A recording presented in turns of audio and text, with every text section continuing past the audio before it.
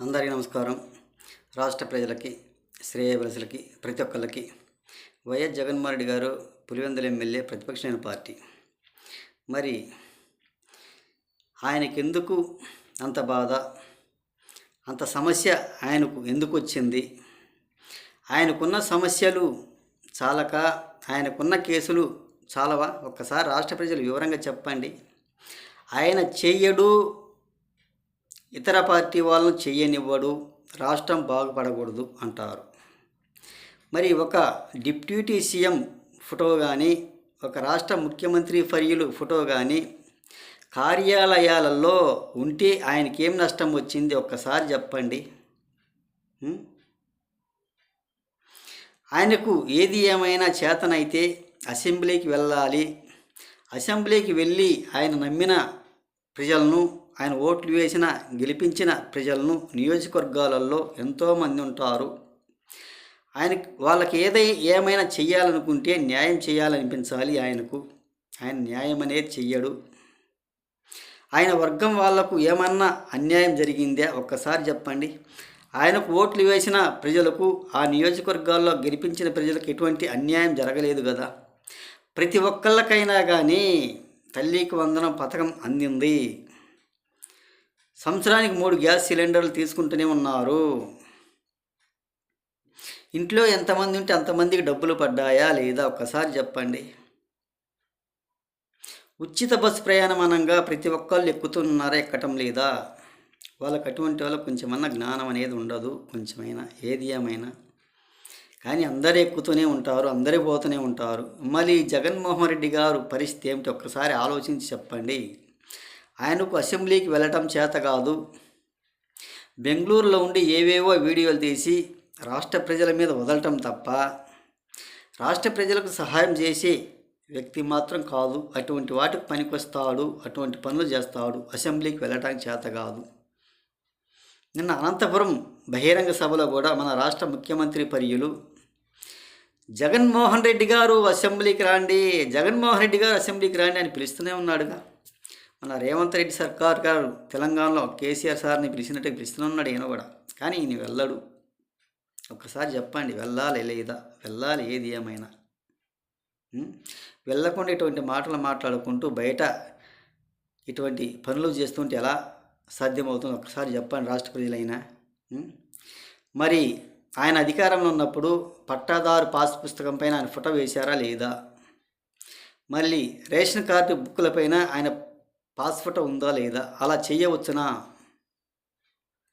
ఒకసారి చెప్పండి. అలా చేయకూడదు. ఈయన చేయవచ్చు, ఇతర వాళ్ళు చేయకూడదు. అదేదో అభిమానంగా కార్యాలయాల్లో ఫోటోలు పెట్టుకుంటారు. ఈయన ఫోటో పెట్టారు లేదా? గత 5 సంవత్సరాల్లో అందరూ పెట్టారు కదా.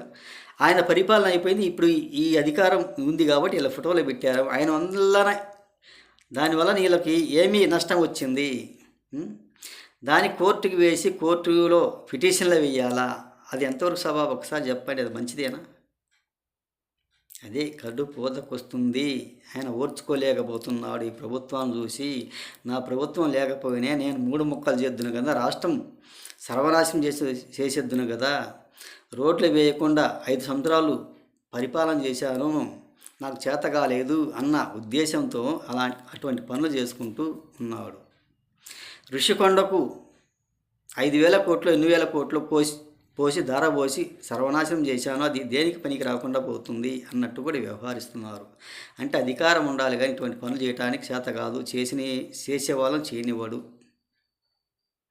వాళ్ళ మీద పొడుతూనే ఉంటాడు పుల్లలు పెట్టి. చేయబాకని ఇది ఇట్ట అది ఎట్ట గుడ్డు కూర్చొని అటువంటి వాటికి పనికొచ్చే వైసీపీ పార్టీ వాళ్ళు, వాళ్ళ ప్రభుత్వం అలా చేయబట్టి ఇలా ఈరోజు 11 సీట్లకు పరిమితమైంది. అయినా కానీ వాళ్ళకు కొంచెమైనా జ్ఞానం అనేది లేదు. ఒక్కసారి ఆలోచించు, కళ్ళు మూసుకొని నువ్వు చేసేది మంచా చెడా అనేది కళ్ళు మూసుకొని మనసుతో ఆలోచించుకో ఒకసారి.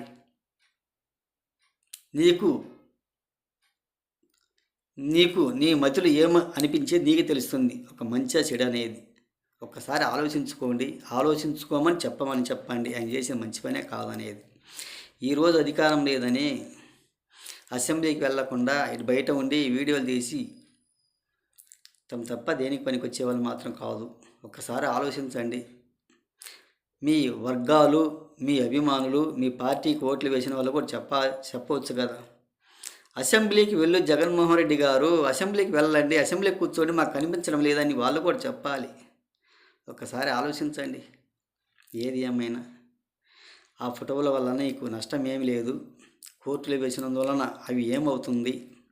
నిన్ను కూడా అడుగుతారుగా కోర్టు వాళ్ళు, నువ్వు పెట్టావా లేదా, నీ ఫోటోలు పెట్టుకున్నారా లేదా, ఎక్కడ ఏదైనా ఒక స్కూళ్ళలో కాలేజీలలో కానీ మరి కార్యాలయాలలో కానీ ప్రతి చోట కూడా ఫోటోలు ఉంటాయి. ఎక్కడైనా అవి సాధ్యమే.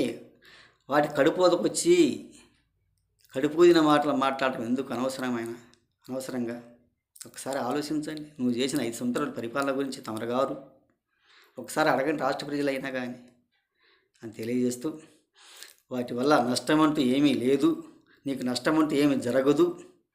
ఆయన పవన్ కళ్యాణ్ గారంటే నీవు అధికారంలో ఉన్నప్పుడు కూడా రోడ్ల మీద ఉన్నారు, గుంతలు బూర్చారు, రోడ్లు బాగానే వేశారు. ఇప్పుడు ఈ ప్రభుత్వం కూడా ఎక్కడ గుంతలు అక్కడ బూర్చేశారు, రోడ్లు కూడా శుభ్రంగా వేశారు కొన్ని చోట్ల.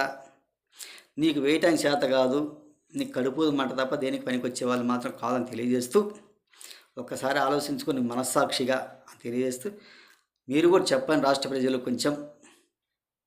ప్రతి ఒక్కళ్ళకి హృదయపూర్వక ధన్యవాదాలు.